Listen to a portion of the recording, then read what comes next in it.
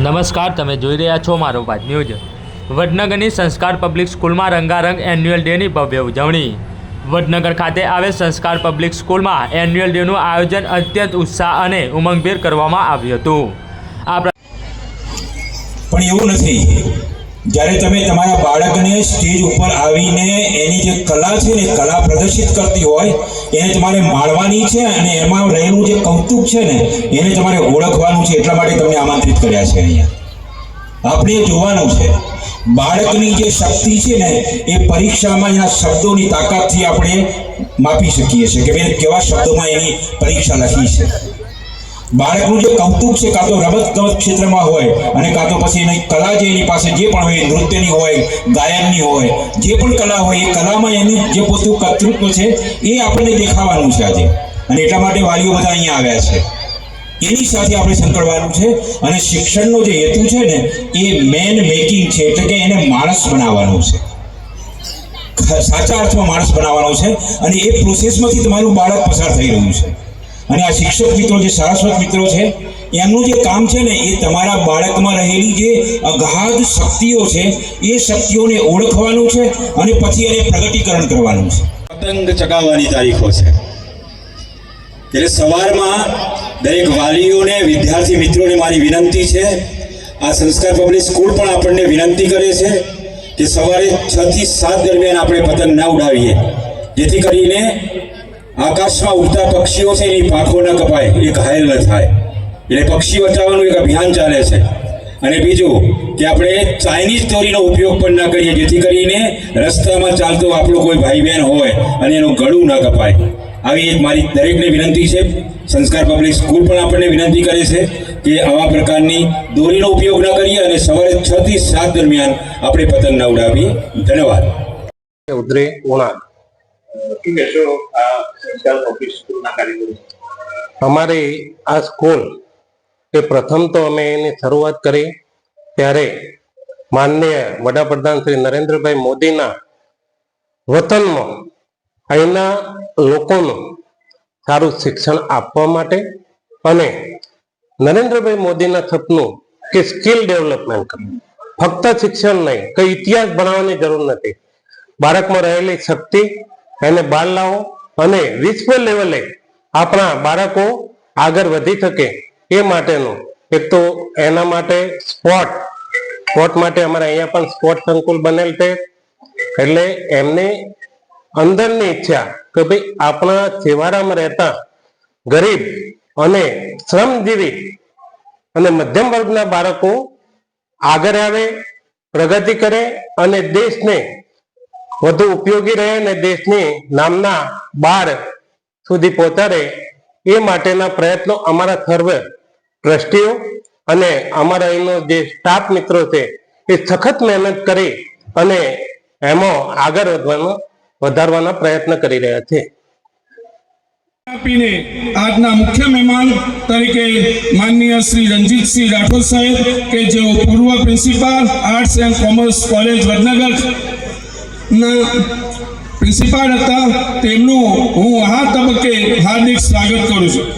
એવા જ બીજા મુખ્ય મહેમાન મારા મિત્ર એવા કીર્તિભાઈ પટેલ, કુકરવાડા નાગરિક બેંકના ચેરમેન તરીકે ફરજ બજાવે છે, એવા કીર્તિભાઈનું પણ હું આ તબક્કે હાર્દિક સ્વાગત કરું છું।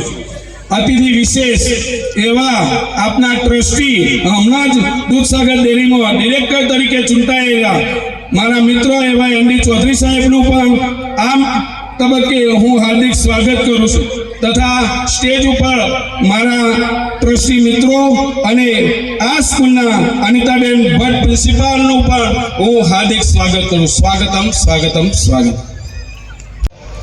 આપણે આ વાર્ષિક ઉત્સવ એ ફક્ત ઉત્સવનો કાર્યક્રમ ન ગણતા, એને મહેનત જે શિક્ષકોએ આખા વર્ષ દરમિયાન કરી છે એનો રંગ જોવા માટેનો એક ઉત્સવ તરીકે આપણે જોઈએ તો વધુ બહેતર છે। બીજું કહીએ કે જે સંસ્કાર પબ્લિક સ્કૂલનું નામ જ સંસ્કાર એટલે કે સારા વિચારો, શિસ્ત, એ જે ગુણો છે એના નામમાં જ છે ઓલરેડી। તો એવા જ પટાંગણમાં જે બાળકો ભણે છે તો જે ભારતનું ભવિષ્ય છે, જે ટેકનોલોજીની સાથે સાથે આપણે જે સંસ્કારોની જરૂરિયાત છે હાલના સમયમાં તો એ અહીંથી આપણને મળે જ. તો આત્મવિશ્વાસ રાખો, મહેનત કરો અને સંસ્કારોનું સિંચન કરતા રહો એ અભ્યર્થના સાથે બધાને જય હિન્દ, જય જગત. આજે સંસ્કાર પબ્લિક સ્કૂલનો સાંસ્કૃતિક કાર્યક્રમનો આયોજન એમના ટ્રસ્ટી અને સ્કૂલના પરિવાર તરફથી કરવામાં આવ્યો હતો. એટલે એની પાછળનો જે હેતુ છે એ મૂળતયા શું છે, બાળકમાં રહેલું જે ટેલેન્ટ છે એનામાં જેનામાં કર્તૃત્વ એનામાં છે, એના જે કૌશલ્ય છે ને એ કૌશલ્યને બહાર લાવવાનો પ્રયત્ન કરવાનો છે. અને એના વાલી એને જોવે, વિદ્યાર્થીની જે દીકરા દીકરી હોય એના જે માતા પિતા હોય એને જોવે અને એને ખબર પડે કે મારા દીકરામાં કયા પ્રકારની ટેલેન્ટ છે અને એ ટેલેન્ટને ઓળખે અને પછી એને ઓળખીને એ તરફ જવાનો જો પ્રયત્ન કરે તો બાળકની કારકિર્દી ખૂબ સારી બને. એના માટે ટ્રસ્ટીઓ ખૂબ સારો રસ લે છે. એનડી સાહેબ છે ને એમાં આખી ટીમ છે, મનનભાઈ છે અને આ બધા સરસ મનોવૈજ્ઞાનિકો છે. એમને પણ ટીચર્સની પણ મનને જાણી શકે છે ને વિદ્યાર્થીઓના મનને પણ જાણી શકે છે અને એ પ્રકારની સુવિધાઓ એ આપે છે. અને એના કારણે આ સ્કૂલનું કેમ્પસ છે, કેમ્પસ બહુ સરસ છે. બરાબર, રમત ગમત માટેનું ક્ષેત્ર પણ સરસ અહીંયા ડેવલપ થાય એવું છે. એટલે બાળકોને પૂરેપૂરી છૂટ અહીંયા મળે એવી છે અને શિક્ષણનું વાતાવરણ છે અને સંસ્કારનું વાતાવરણ છે. આની સાથે ચાલે છે.